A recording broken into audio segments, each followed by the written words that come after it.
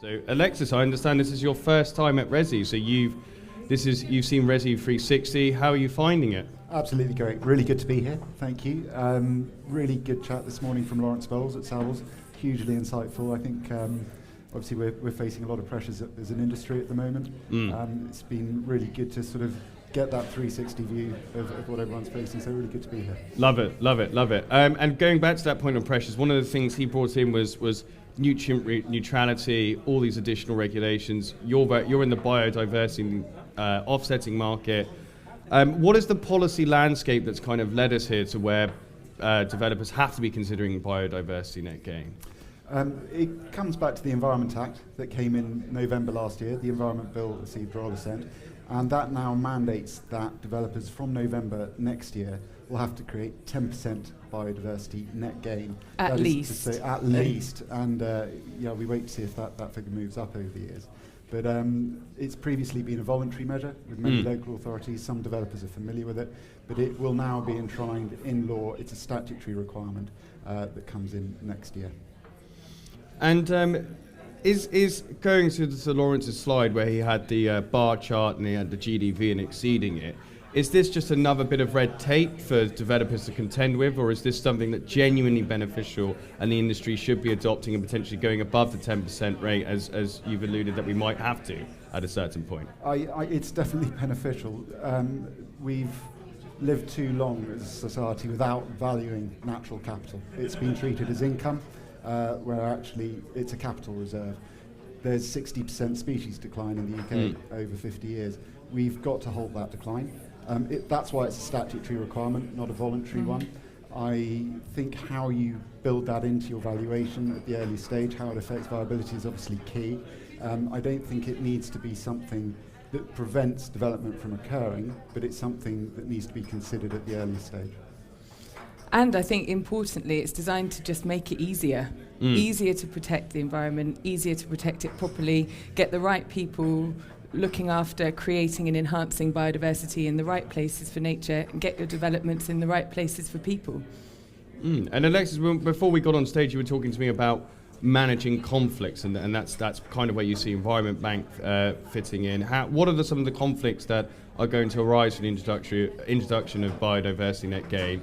And what are the role for businesses like yours, which I believe provide biodiversity offsetting, much as we've seen in the carbon market? So 3 questions in one there, really. But keen to hear your thoughts. Conflicts are, I think, going to be. It comes back to that viability question. It's making sure that developers feel that they have a solution that they can build in at the earliest stage, that's valued, that they understand how that's either going to affect the land value outcome or indeed the development platform they're building on. I think that there's a key question here around transparency and auditability of those markets to avoid those conflicts. I think as the market evolves, it's really important that there is integrity in that space, that people feel they can trust it. We are great believers in adopting a system where there's full transparency in how units are sold, in how habitat banks or bespoke schemes operate, how the gain site register works that Natural England will establish. I think conflicts are something as well that will emerge at local planning authority level in decision making, but the fact is this is a statutory requirement now, so it has to be built in at the earliest stage. And I think I'd probably add to that as well, that it's massively popular for people to do the right thing for nature. People really want to do the right thing for nature. They want their places to be built beautifully with nature in tandem with that and not be part of the problem. So I think politically and from the people's point of view, it doesn't seem to be a conflict of priorities. If anything, it's a way of making the two coexist, and not too expensively compared to previous less successful attempts to offset natural capital decline. So there might be a NIMBYism net gain if you embrace biodiversity net gain, in terms of getting reaping local popular support. Absolutely, they're really keen to have stuff on site. People do really want on-site net gain, and we think that there's a brilliant role for off-site landscape scale biodiversity net gain, and supported by the people that feel like their development is not part of the problem.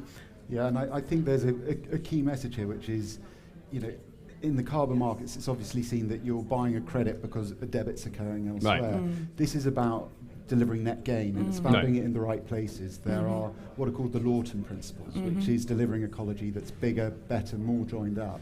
And on site, absolutely, there's a mitigation hierarchy. We shouldn't lose valuable habitat where it exists. Equally, we shouldn't create fragmented habitat in the wrong locations where actually it's doing very little to support sort of species reintroduction and so on. So this is about putting nature in the right places and allowing development land to be put to best use, which is for development. We're not advocating poor placemaking in any way. Grounds for public open space, amenity land is still vital, but let's put habitat in the right places and allow development to come forward in the right space. And to just find a way of looking after nature in a way that developers are able to predict, budget for, and rely on other people to manage it properly, and them not have to find convoluted ways of dealing with it as part of a service charge, or be concerned that their purchasers of the dwellings are finding themselves suddenly responsible for things that they don't understand at costs they haven't been able to predict. So it's all kind of addressing issues that have been needing to be addressed for a long time in a way that just puts responsibility in the hands of the right organisations. And we've been drawing a lot of parallels between carbon offsetting market and what you're doing. You made the very valid point. This is about net gain, and also you've been very clear to emphasise the point around transparency. And that is one of the things the carbon offsetting market has been criticised over. Is a lack of transparency. How do we create transparency in the biodiversity market?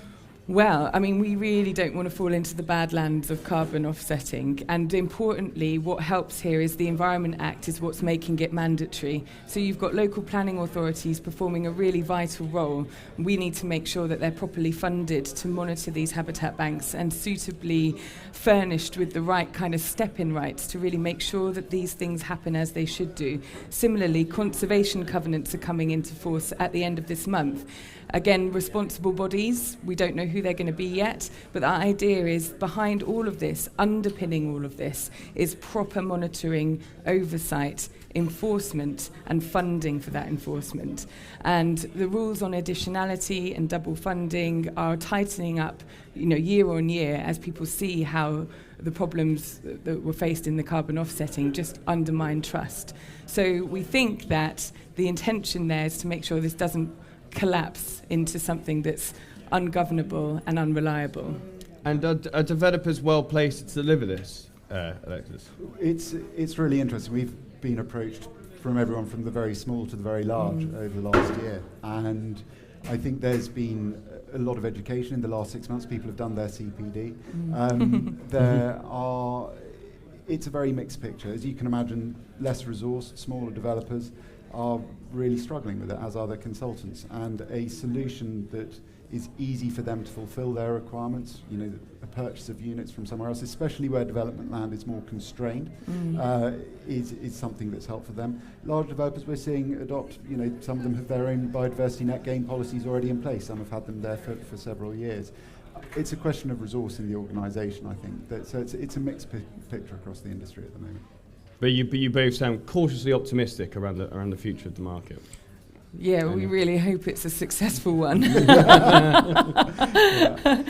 It's got the vital signs of a successful system so far as we can see, and there's a few failed examples like in New South Wales and Australia where it's gone horribly wrong, and people, DEFRA, Planning Advisory Service, local planning authorities, they're watching what's happened in other places, and it seems to me that they're being careful to make sure that we don't make the same mistakes this time. Yeah, we've been really encouraged in our engagement with DEFRA and Natural England as secondary regulation is emerging. They're really wanting to see this as the private sector finding the solution really to these questions and doing it with integrity. And I think that point on transparency, the other points there are, firstly, how is it transparent? Well, biodiversity gain plans become the document at planning that this is all tied up within, so it's a public-facing document. Habitat banks, off-site gains have to be secured by Section 106s, which again are public-facing documents.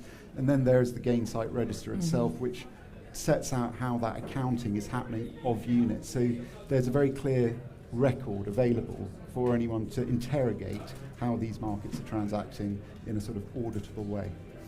Okay, well look, thank you both for joining me. That was a really interesting discussion on biodiversity in Net Game, and I hope you have more fruitful discussions throughout Resi. Thank you.